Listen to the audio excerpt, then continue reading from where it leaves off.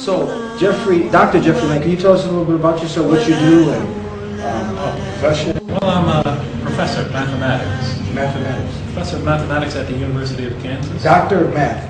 Yes. Yes. In Lawrence, Kansas. Okay, good. How long have you been doing this? Well, I've been a professor since I was 28, so that would be, 27. So that would be 26 years. 26 years. We brought you on the show because we're interested. We want to know your story, why you chose this beautiful way of life of Islam. But before that, you tell us a little about your history. You were born in America, in the States? Yes. Yeah. 1954. 1954. Yes. All right, long time. Yes. Yeah. So what way of life? Not that long. I'm not ready for the grave necessarily. No, you look quite young. Yeah. Okay. Actually, the first time I saw you, this was maybe like 5 years ago.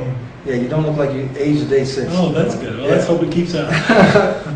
So tell us, the viewers, because you see, nowadays, Islam, there's a stigma attached to it.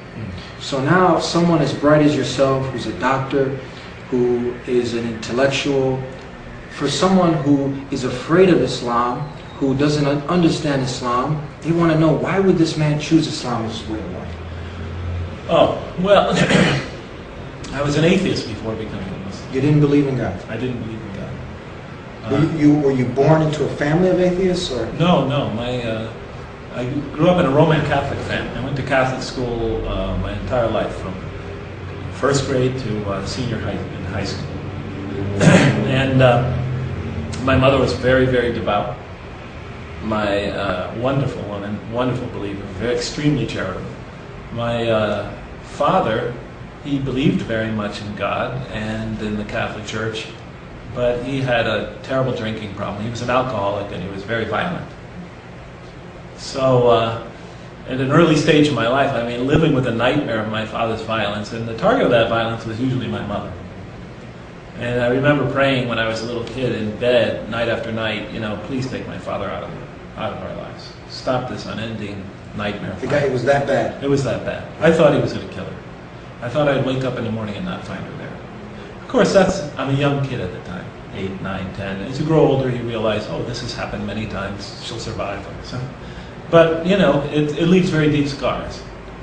So when I was 16, it created in me doubts about the existence of God. Why would God, this loving God, expose my mother to lifelong torment and torture? What sin did she commit to deserve this? Why would he let the strong oppress the weak? Why would he create us to experience such violence and suffering in this way? There's nothing wrong with wanting to know the answers to these questions. It's natural. Of course not. It is natural, especially when you're living with them daily. So doubts about the existence of God crept in early in my life. And they only got accentuated as I grew older, and we experienced the Vietnam War, experienced the race riots in cities like mine of the 60s, the assassinations of political leaders. It was rampant, or at least it seemed that way at that time. Heroes like John F. Kennedy and Robert Kennedy and Martin Luther King get gunned down, to replaced by the most corrupt rulers that we thought. So, why would God make it this way? The question, which was rooted in my childhood experience, grew as I got older.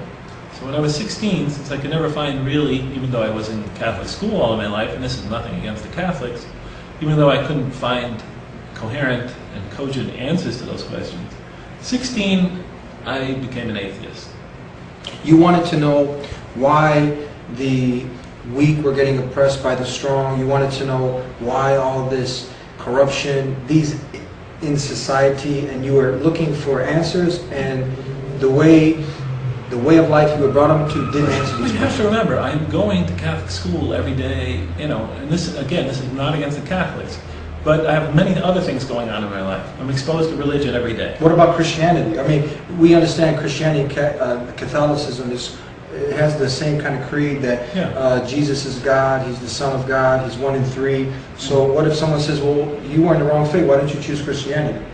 Were you exposed to that at all? Yeah, well, I was a Christian at the time. Yeah. I mean, I was a Christian as I'm a Catholic. What's the main difference? Tell us, for the viewers that might not know. What's the difference when you say Catholic and Christian? It's just a branch of, it's a sect of Christianity. It's a sect. So you were a Christian. Yes. It's just a sect of Christianity. Yeah, it's the largest sect. It's the largest. Okay, yes, just in the world. All right. So, I'm exposed to religion every day. It's part of my life because I go to school every day, and on weekends I go to church. So I have that going on. Meanwhile, I have these big questions looming in my life. Why would God create us here to suffer if He's supposed to be an all-loving God, as I was taught? So I have these contradictions in my life. My mother, the most saintly woman I've ever known, is suffering this violence and abuse of my father. And sometimes us children also experienced it. And why would God do that? Why would He let innocent people suffer at the hands of more violent criminal people? Why wouldn't a perfect God create a more perfect world? Where does evil come from? If everything comes from God, then evil comes from God.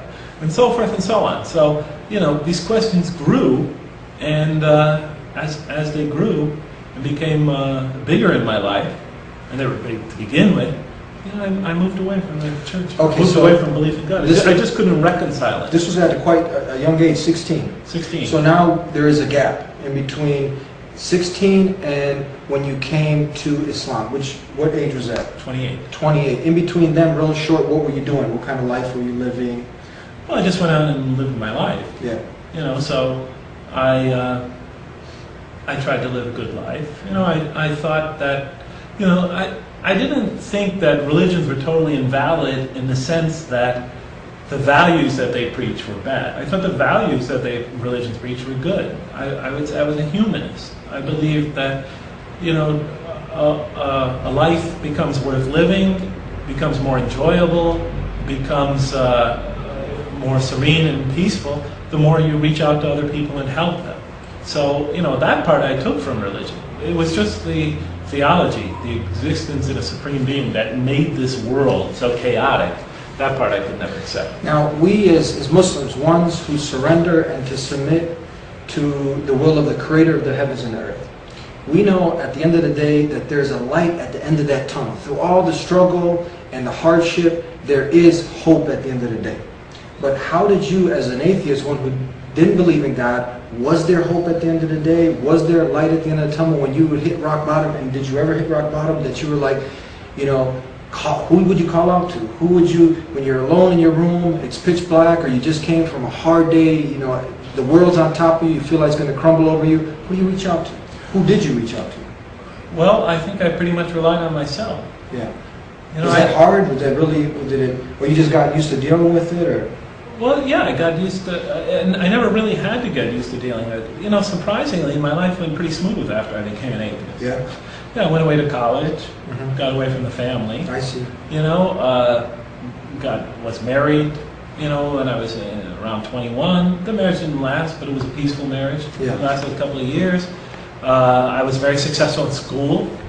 Went to graduate school. Yeah. Did well there. So nothing really went badly, and but I assumed that if something did go badly, that was just one of the accidents of life. So where the shift now? If everything was going smooth, you're going to school, then how the shift? Why the shift? Oh, from being an atheist to now discovering this way of life, Islam. yeah. How did this turning point happen? Well, when I finished graduate school at Purdue University, not too far from here, I went to my first teaching job, which was at the University of San Francisco. And there I met some Muslims, a nice family. They sort of adopted me and vice versa. Yeah. And I used to discuss these issues and these questions with them. And they had a very difficult time answering them. Yeah. And so one day, they gave me a copy of the Quran as a present, with the understanding that they couldn't answer the questions. But, perhaps if you're still interested in looking, you might look in here. Yeah. They were really not the type that try to convert somebody. Yes. And I didn't feel that was their motive. If I did, I probably would have shied away and not ever seen them again.